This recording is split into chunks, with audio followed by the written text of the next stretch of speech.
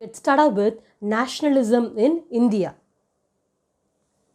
Contents: Introduction, First World War, Khilafat and non-cooperation, differing strands within the movement, civil disobedience movement, the sense of collective belonging.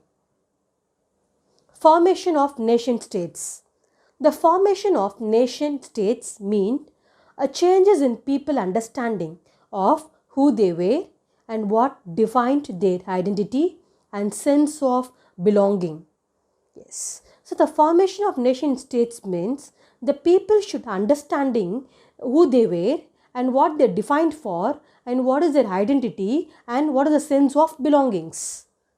New symbols and icons, new songs and ideas forged new links. So all this thing will give them a new frog with new links, which produce them something new.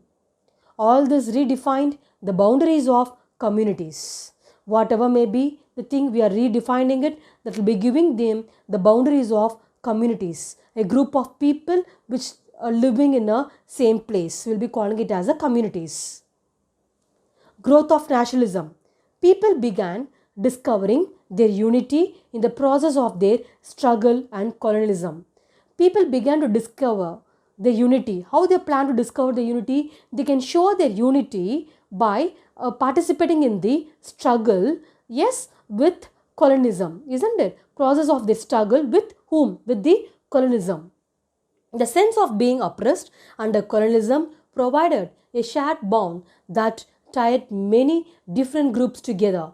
So, what are maybe a sense of being oppressed under colonialism, which provided the sharing bond with tied many different groups together, and each classes and the group felt that the effects of colonialism differently, their experiences varied. So each and every classes, each and every groups will have their own effect of colonialism, and apart from that their experience also will be varied, and the notion of freedom were not always the same. Each and everyone's will have a different notion of freedom. This picture is a mass processions on the streets. Yes, on 6th April 1919 became a common feature during the nationalist movement. Introduction. Nationalism is a loyalty and devotion to the nation. Yes, so nationalism is a loyalty and devotion to the nation. This chapter tells the story of 1920 and study of non-cooperation movement and civil disobedience movement. So in this chapter, you'll be learning about, study about what is a non-cooperation movement and what is civil disobedience movement. It will help us to know how different social groups participated in the movement. So in this chapter, you'll be learning about how different social groups have participated in the movement.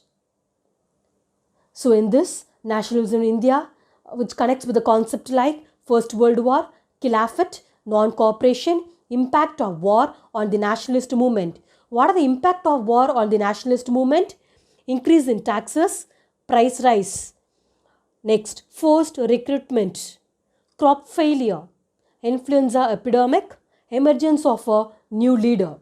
Now, let's discuss what is meant by World War I, First World War. Yes, before going through with the first point, first of all, the war created a new economic, at the same time a political situation. So because of that, it leads to a huge increase in defense expenditure. Yes, of course, we need to spend more money on defense expenditure, which had to be financed by war loan and increasing the taxes. Yes, and at the same time, we should finance for the war loans, isn't it? How we can get finance? How will we get money? No other way. We will get money through the increasing the taxes. If I tell you the word increasing the taxes, we can speak about like a custom duties were increased, and second, introduction of income tax. And we can connect with the points like between 1913 to 1918, the price of the commodity were doubled. Yes, so because I've said you people already to spend more money for a war expenditure, we need more money. How the government will get more money? The government will get more finance only through the increasing the taxes.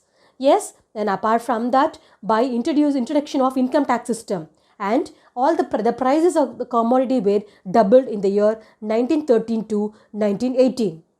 And apart from that, the villages were called upon to supply soldiers, and forced recruitment leads to a widespread anger.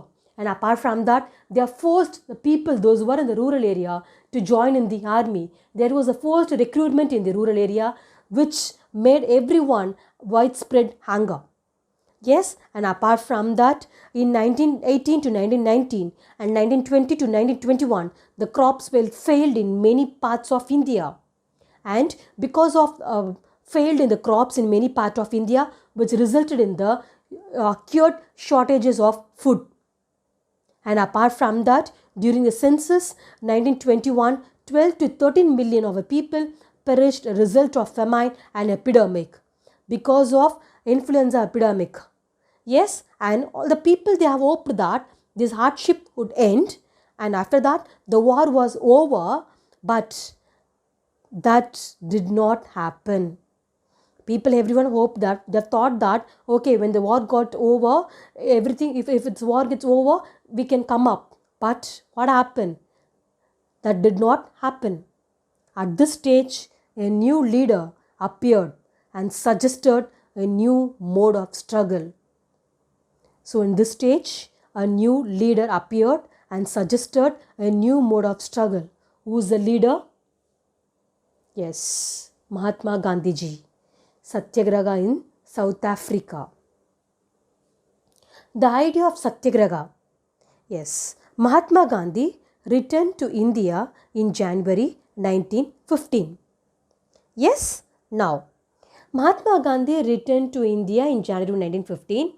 His heroic fight for the Indians in South Africa was well known. His novel method of mass agitation, known as Satyagraha, has yielded good results, and everyone know it. Fight for the Indians in South Africa was well known to everyone. His novel method of mass agitation, known as the Satyagraha, which yielded a good result. What are the idea of Satyagraha?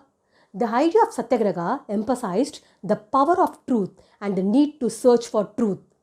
Yes, this is the idea of Satyagraha, isn't it? The idea of Satyagraha, which emphasized the power of truth and need to search for truth. And apart from that, Gandhiji suggested that if the cause was true, if the struggle was against injustice, then physical force was not necessary to fight the oppressor. So what Mahatma Gandhi suggested, if the cause was true, when you are fighting for a true one and you are fighting for against injustice, then physical force was not necessary. Yes, to fight against the oppressor.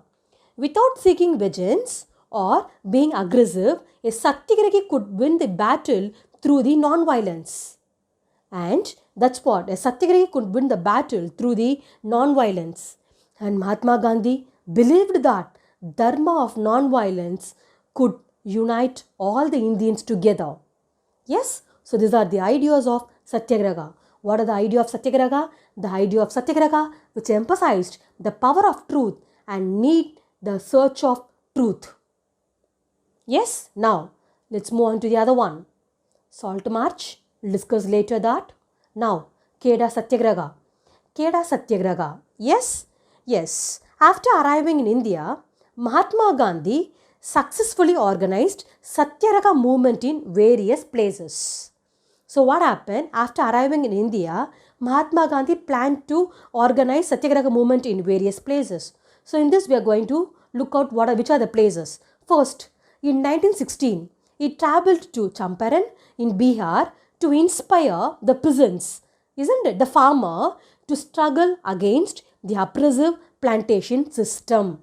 So in 1916, Gandhiji travelled to Champaran in Bihar to meet whom? To meet the peasants to struggle against the oppressive plantation systems in Bihar.